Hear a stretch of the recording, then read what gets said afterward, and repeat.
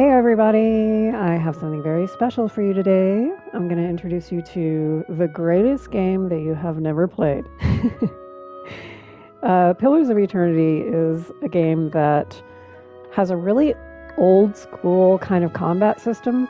And so a lot of people who tried it were put off by that and didn't get very far into it, which is unfortunate because, in my opinion, Pillars of Eternity has one of the best stories, one of the best worlds of any game that I've ever played. It's honestly one of my favorites. So what I want to do is just take you along for an entire playthrough of this game, and hopefully the next one too.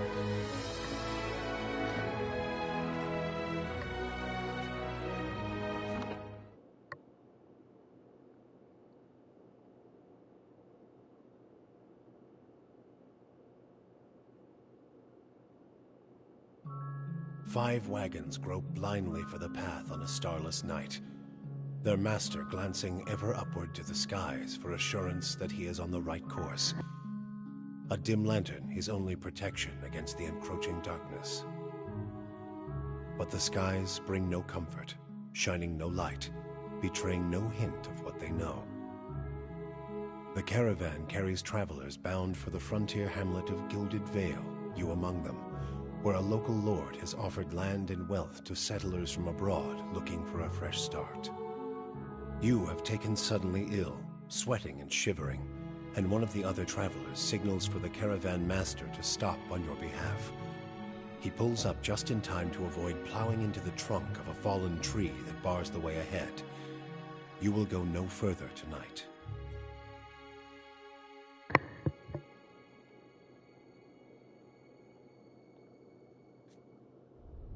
So you get that little introduction before you even know who you are, who is the protagonist of this story. As I go through here, if you want to, pay attention to the text over on the right side of the screen. It explains a lot of the lore about everything from gender to race to class and everything. We're going to be playing a female protagonist. You can, the nice thing about a YouTube video like this is that you can pause to read the text even if I don't give you very long to look at it. I will read out loud anything that I think is super important. So the races available are some of them familiar, obviously human. We all know what a human is. We also have your basic dwarves and elves, typical for a fantasy setting like this, but we also have some unusual stuff. We have Almawa, who are the largest of them. They're like these big beefy guys with shark teeth, which is pretty awesome.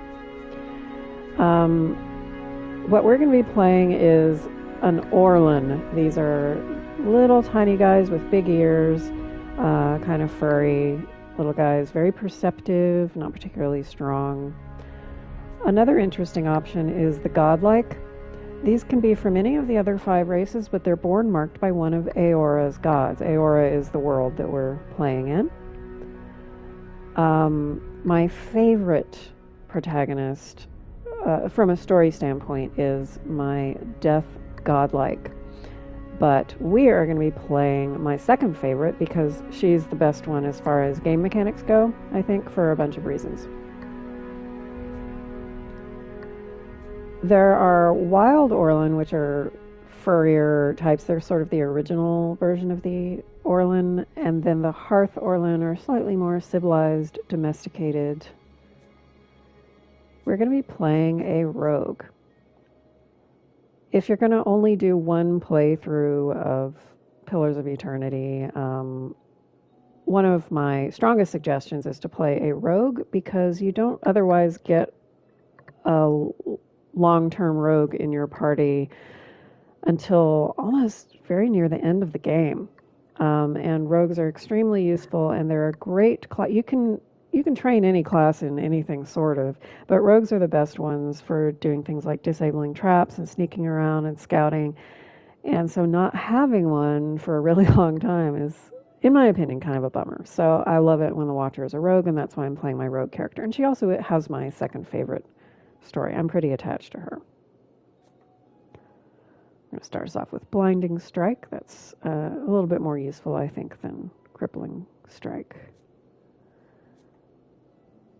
Now we get to the attributes. Now, someone who is trying to do the best version of this character, game mechanics-wise, would put a lot of stuff into these 2 gold star attributes, perception and might. And then they would put a little bit in dexterity and intellect and call it a day. I am a little bit more of a role player, and so I tend to do things a little differently. And we're not playing on super hard difficulty or anything. I'm going to leave her might the way it is. She is slightly below average. She's going to have a little bit of less damage and fortitude than she should have. But to me, that makes sense. She's just a little guy. Look at her. So she's not going to be very strong. What she is going to be is perceptive. This is a very good trait for a rogue. And also, it's fun in roleplay. That's the thing about Pillars of Eternity attributes, is that not only does each of them do something in combat, but it also does something in conversation, in scripted interactions, and perception opens up a lot of really cool things. I have several different characters that I like to use, and each one specializes in something. Like my Death God, like she's the intellect gal. She just maxes that out. So we've taken perception as high as we can take it. I am going to give her just a little bit more intellect. She's a smart gal. And the rest of it I'm going to dump into dexterity, which is another decent stat for a rogue. I'm going to go to each of these culture options. They let you choose what culture your character was brought up in, and I'm letting you look at each of them just in case you're interested in the lore. But the one we're going to choose is the Ishamiddle Plains. Why did I choose that? Really not all that exciting reason. I do like the extra bit of resolve, but mostly it's just because it says the lands are extensively farmed by human and Orlan residents. So it just sort of makes sense that her family would have been from there. The thing that's going to factor a lot more into her story than the culture that she grew up in is her background. This is what your character did, and I'm showing you some of the options here too. And her background is that she was a drifter. I chose this entirely for mechanics reasons, like literally in both senses of the word, game mechanics, and also the mechanics ability, and a little bit of stealth. Those are both. Rogue is all about stealth and mechanics. So drifter is a great background for a rogue. And it actually does play into her story and her role play a lot as well. She is going to be someone who just never really fits in or has deep relationships with anybody. She doesn't stick around anywhere very long. And we're going to see that continue throughout her little tale. Appearance. There's a slightly counterintuitive way that I approach my character's appearance. I start with a portrait before I start messing with anything on the actual character model. Why? Because the portrait is mostly what you see. And there are only 3 female Orlan portraits in the whole selection. Now we get into humans this direction, and this direction, these are Almaua. So there are 3 female Orlans. One of them is clearly a wild Orlan. So it's between these 2. And I've always liked this one with the yellow eyes. So then what I do is I try to make the character model look as much like the portrait as I can. We're going to give her nice jet black hair like the portrait has, but her eyes are too blue. There's only 2 heads. This one at least doesn't have obviously blue eyes. Those could be sort of yellow. There are 21 hair options, and what's cool is that they have some good like afro textured options as well, which you don't often see in low budget fantasy games. So, I mean, relatively low budget. We're going to pick the one that, this one. It's got the same sort of slick back, straight hair with a little bit of a widow's peak, so it looks a little bit like the portrait. And then the other thing you can choose if you want is the colors that your character tends to wear, and all of your armor will kind of adopt these main colors. I actually don't mind this default sort of tan and teal thing, so I'm just going to leave it. You can change that later if you really want. I'm going to give her the smooth female voice because, as we're going to find out, she is a bit of a con artist. And I'm going to, before I show you the voice, I'm going to let you know a little thing that is going on with this headset I'm using. It fades out the game sounds while I'm talking, and then it takes quite a while for them to rise back up to full volume when I'm finished talking. So you'll notice that, and there's not much I can do about it when I'm trying to talk back and forth with the people in the game. It ends up sounding a little odd, but not much I can do about it. Mm-hmm. Watch and learn. I'll teach you a lesson. Easy does it. Yeah? I don't know if you could tell the volume going up there, but now we get to give her a name. And she's Tamwen. She's always been Tamwen, and my PlayStation knows that name. It has it in its little vocabulary by now. All right, so I think we are done. Let's get into the story, and I'm going to stop talking so that the volume will return to its normal level.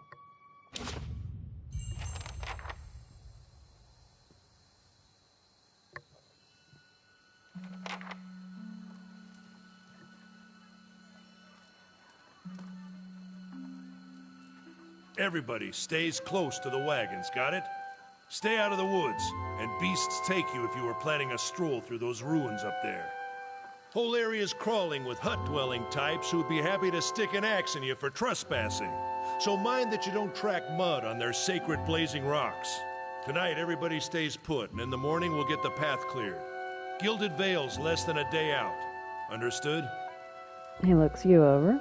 Touch of the rumbling rot, could be. There's a stinging beetle round here, carries it. You'll be fine once it passes your innards. Unless you don't drink water, course. Which case you'll be dead in a day. There's a berry grows in these parts, small and pink, called a springberry. About the size of a fingernail. Give you cramps if you eat it, but the frontiersmen make a tea from it. Calms the insides. Should get you through the night. You might check around, see if you can find some. Meanwhile, I'll see if we can scare you up some water. I know you want to hunt before it gets much darker. But see about refilling our water first. Got a sick one here. He's talking to this guy, Sparfel, who carries an old sun-bleached bow. And now we get to the conversation feature. You can ask people all manner of questions. I'm probably going to ask most of them because, believe it or not, almost everything is pretty relevant in some way or another. But the ones that I know aren't particularly relevant or interesting, I will skip. What are those ruins, she asks him. Nothing you won't see on half the hills of Glanfathan. Money to be made selling their knickknacks in Defiance Bay, if you don't mind getting stuck with Glanfathan arrows now and again. They didn't build them, but I'll be the effigy if they don't watch them like a mother bear. Of course, all the ones around here have been ransacked 10 times over. Got nothing left worth half a pond, so I hear.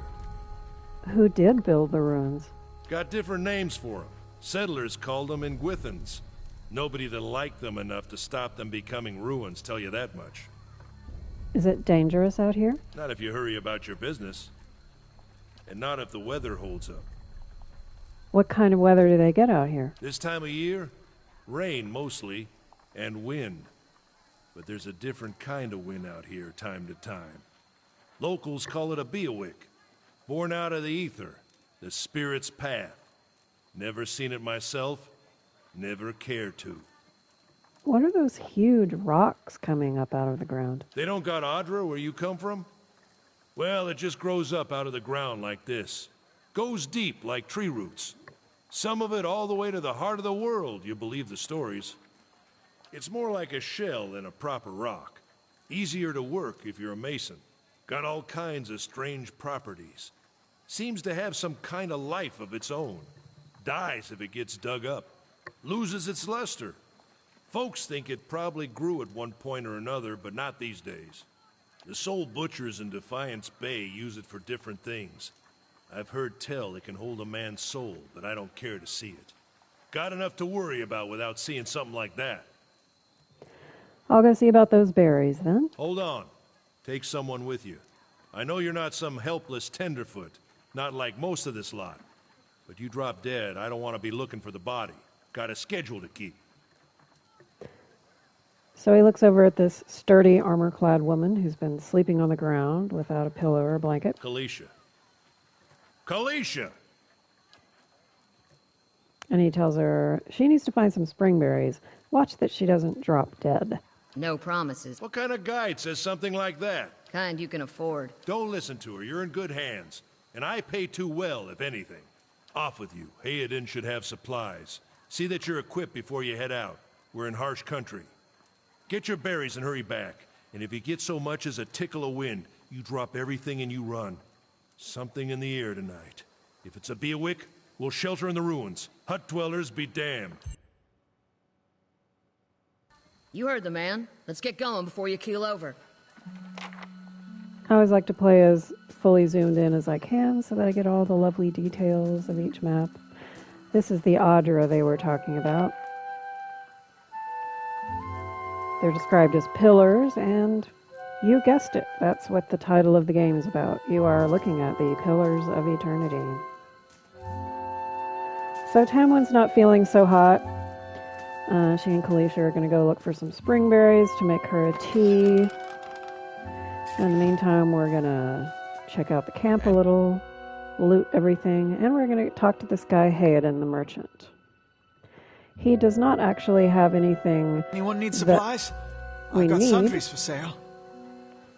But we're going to talk to him anyway, because he's a nice dude.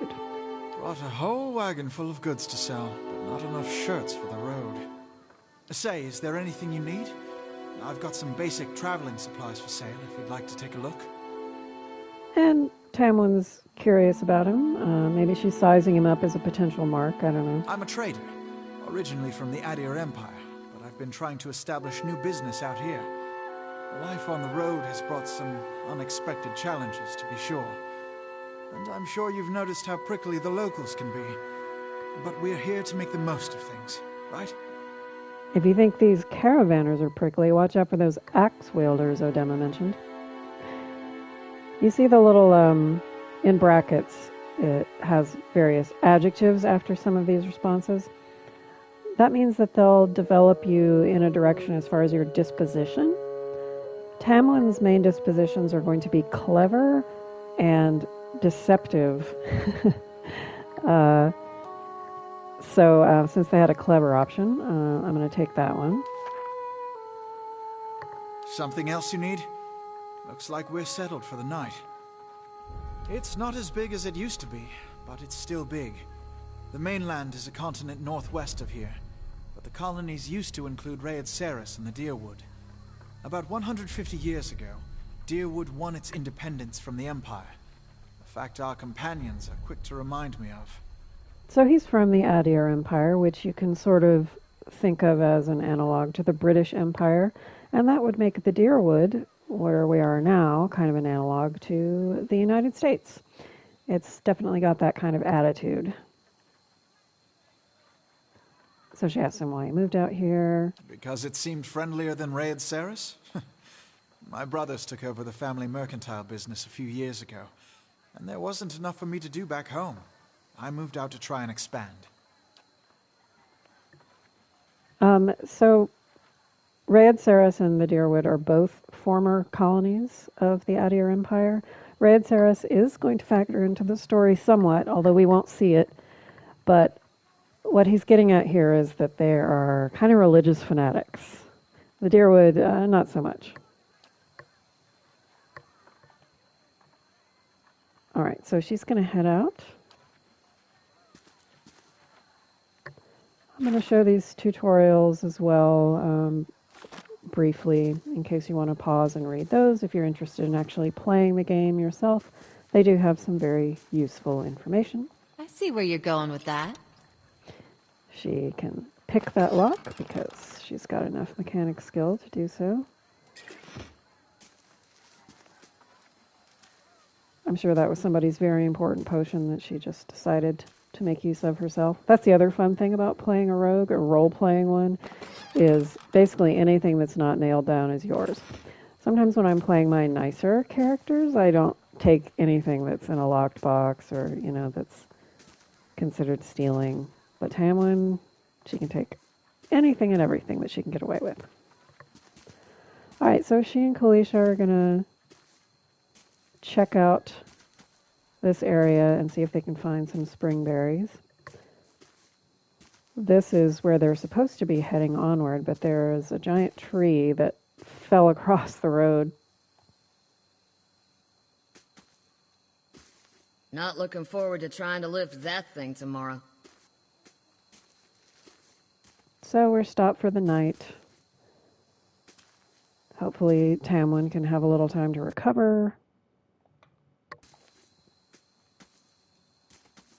This is Sparfel, who was supposed to be getting me some water. The poor sick little orlan. I'll have your water soon enough. Stream's not going anywhere. Thanks for nothing, Sparfel. Obviously, it's really urgent that you stop and have a smoke while I, am slowly dying of whatever.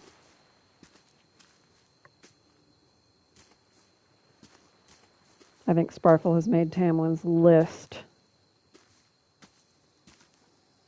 Dead bodies. Calisca says travelers or looters or bandits, bad sign. Anyway, you figure it. This one's cold. Oh, this one has some stuff. Tamwen's been around a lot, so she's not going to be particularly freaked out by finding dead bodies lying around. She's seen some things by now in her life.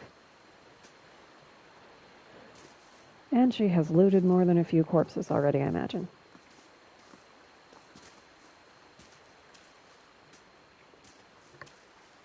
I like to clear all of the map everywhere I go, even if it's not 100% necessary. I just like to see everything. Look at these Glanfathan ruins here. I really like the aesthetic. There's something almost organic about it. They remind me of, artichokes or something. You'll find little plants and things growing around, like this deer cap mushroom. Just pick up anything you see because you'll need those later to enchant armor and weapons. That's what those supplies are for. This is recent. Not good. A recent campfire. And somebody left their beer. Let's just take that. Here's a little trick if I happen to know this is an area where this is possible. If you go into stealth mode, There's something you don't see every day. some hidden objects will sometimes show up. So if I'm in a map I'm not really familiar with, I often just sneak through the whole thing. But this one I happen to know very well. This contains a hidden pistol called the Disappointer. Every item in the game has its own little lore, and, it'll give you all its properties and mechanics and stuff, but then also a lot of them have little stories about them, and you should read this one because it's just hilarious. Now, I have a pistol. I really like for Tamwen to have a pistol because she's so puny that I don't like her fighting in close quarters. So even though this pistol is canonically terrible, literally that's one of its properties. If you look at the tooltip down at the bottom, it says properties : terrible. This is a terrible pistol, but a terrible pistol is better than no pistol. And we are going to have her ranged as much as possible. So she is now wielding the Disappointer. Hopefully we'll get her a less disappointing pistol later on. I can take her out of stealth now because I know for a fact there's nothing else hidden on this map anywhere. When she starts getting better scores in, I think it's mechanics or something, sometimes she'll start spotting hidden things even if she's not in stealth, just when she gets close enough.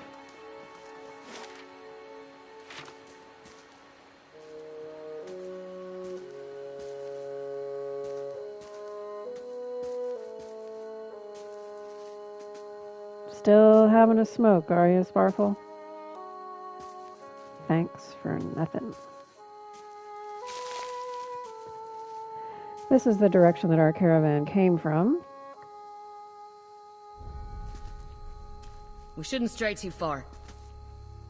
All right, now we're going to come up on our first battle here. Let's check by those outcroppings. If this were in hard mode, there would be more than one wolf. There'd be two of them, probably. I'm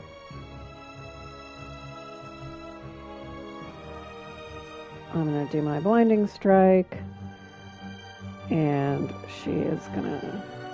Wait, Calisca, where's your... There you are. There's her knockdown. These are per encounter abilities, so they can be used every battle. That wolf goes down pretty quick. So per encounter and per rest abilities, it's good to know which is which. The per encounter abilities you can use pretty liberally, but you have to carefully decide when to use your per rest abilities, because you'll have a limited amount of camping supplies to rest with. This is it. Ah, springberries.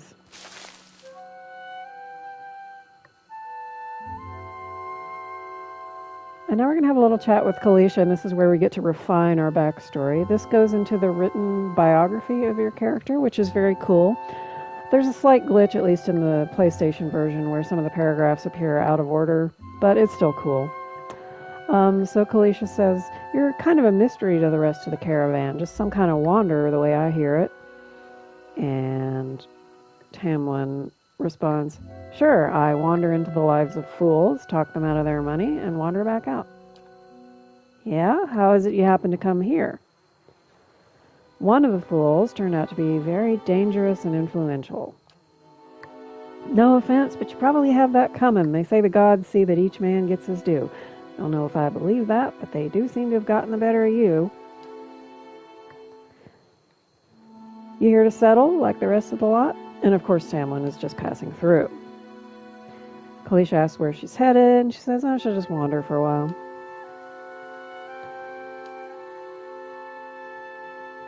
And we're going to find out a little bit about Calisca, because some of this is relevant. "My sister moved out here some time back. She sent me a letter. She seemed worried, but that's how she always is. This time, though, she asked me to come out, and that's got me a little worried. I haven't seen her in ages. Been doing guide work in Ishamiddle. Hey, that's where I'm from. But I'd do anything for her. She's a much better woman than me. So I'm here, and we'll see." So she and her family wandered around a lot, but her sister in Gilded Vale is kind of a homebody. Gilded Vale is where we're headed, so in theory we might get to meet her sister. Tamwen asks her about Deerwood, since she's from here. And she just tells us what we already knew about them breaking off with the Adir Empire. About 150 years ago it was. And then she says, "I've been hearing weird kinds of things about lately. People having trouble giving birth, I guess. A lot of them. Been going on for years now. But somehow it's getting worse. I'll have to ask my sister more about it." Okay, so back to camp for us. Calisca says, "I wouldn't hold my breath that Sparfel's getting you water anytime soon. He does what he feels like when he feels like it. We should check up on him first, slap him around a little. Stream is just down that way. Come on, let's get you your water."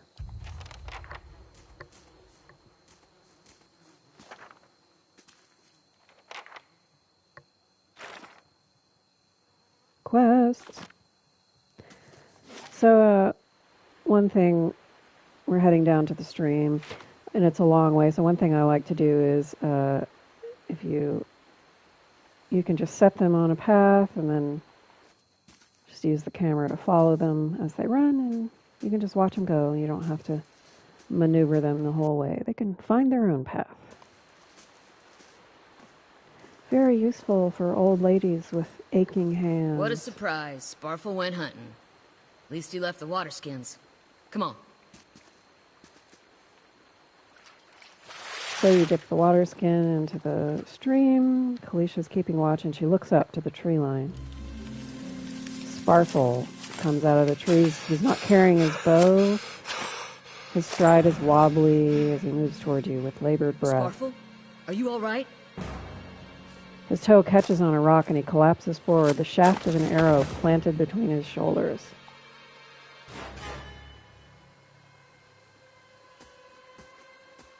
Ambush!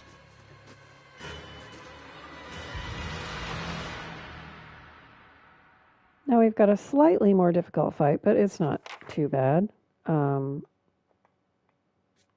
This guy's gonna engage us before we can reach the other one, so let's just go ahead and gang up on him.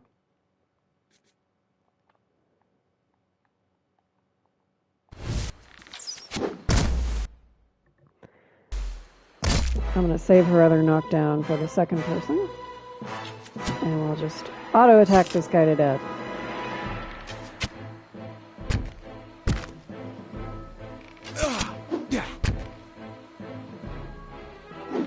Now you can see Tamwen's portrait turning a little bit red at the top. That's her endurance. And that'll come back after the fight. The green bar on the side is her health. And that's what you gotta really worry about. If that starts getting low, you're gonna need to rest. Or die, like perma-die. Calicia's got another knockdown to use. So. Now, where were we? I don't know if you can see, but her torch that she's carrying in her left hand, she's hitting the guy or gal with it, and it actually catches them on fire. Come on, we have to get back to camp. Okay, but Tamwen has to check everybody's pockets first.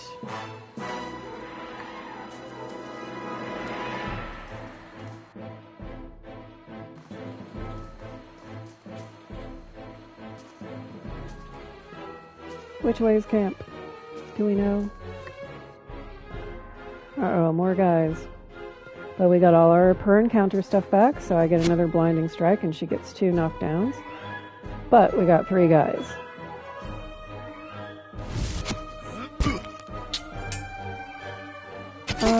They don't look too tough though.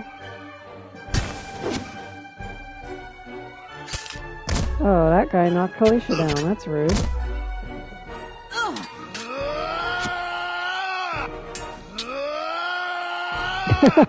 Hush you. Okay, 1 down. Let's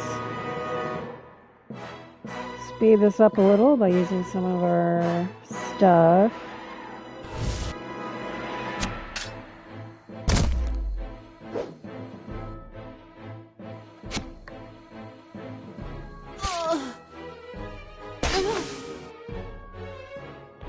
That was a pretty good shot for the terrible pistol that Tamwen's using.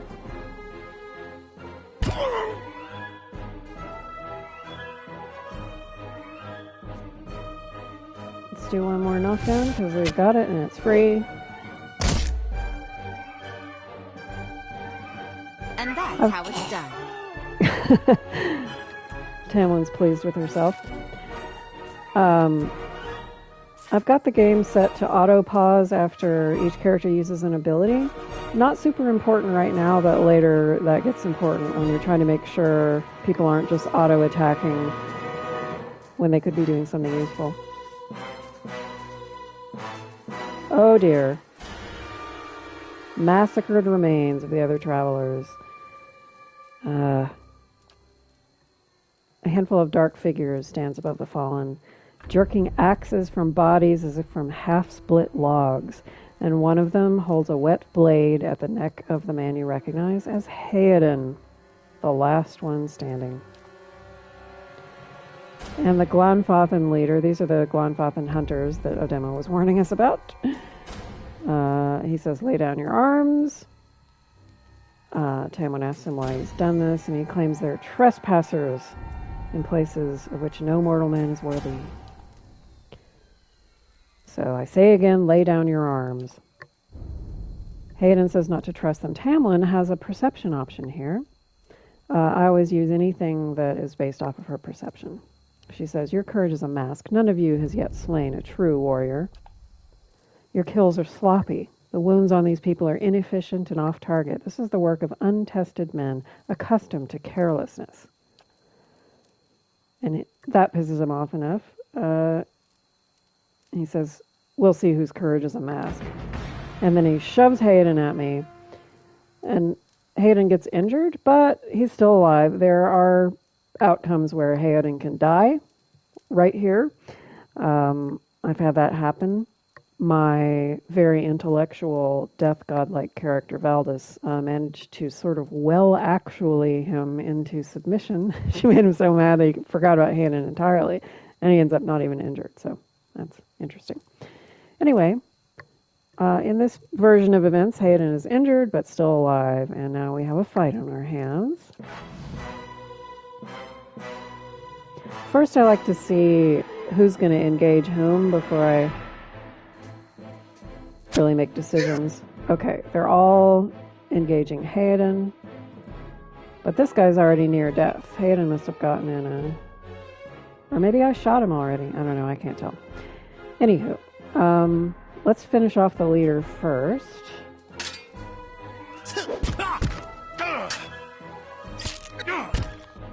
Okay. Now, you can see the little red chain-looking thing. That means this guy's engaged Hayden. He can't move away from him.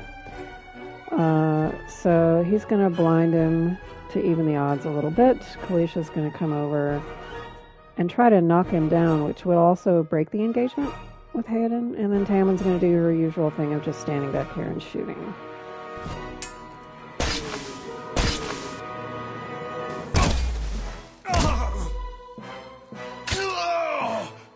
Alright, Tamwen's got one more blinding strike that she can use, so let's do that. Knock him down if he's still alive. Did Calicia just say shit when she missed? That's awesome. Now, the dying Glanfathan leader looks up at the sky and says, "Forgive us." And then wind starts to stir the air, and he says, "The gods are just. I'm ready." You can feel the wind seeping beneath your skin, and where it pierces you, it feels as though it's rending you apart from within. So, yeah, this is not your ordinary wind. This is the other thing Odema warned us about. Speaking of Odema, he's over there disemboweled, barely alive, but he still uses his last breath to warn us. Get inside! Run! So we're heading for the ruins.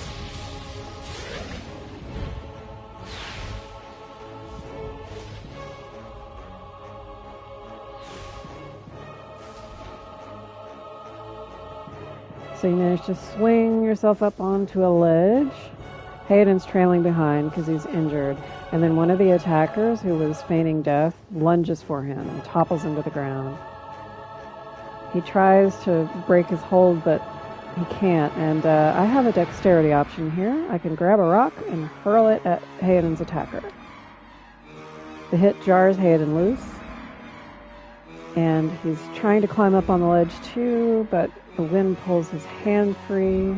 I manage to grab hold of him and pull him up on the ledge with me.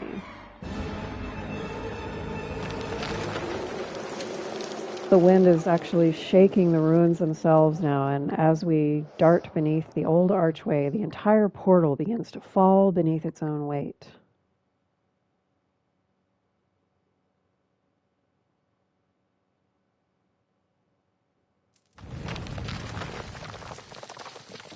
Was that? A Bewick. Had to be. Then we're lucky to be alive. And we're the only ones. We can't stay here. There could be another collapse. We're not getting out that way anyway. Let's get further inside. Can you walk? His jaw tightens and he nods. So we managed to escape the wind and get safely inside the ruins, but we are now trapped in here unless there's another way out. And this is where we're going to stop for today, but in the next video, we'll find out what Tamwen and her two friends do to get out of these ruins and what they might find in here along the way. Thanks for hanging out with me, and hopefully I'll see you next time.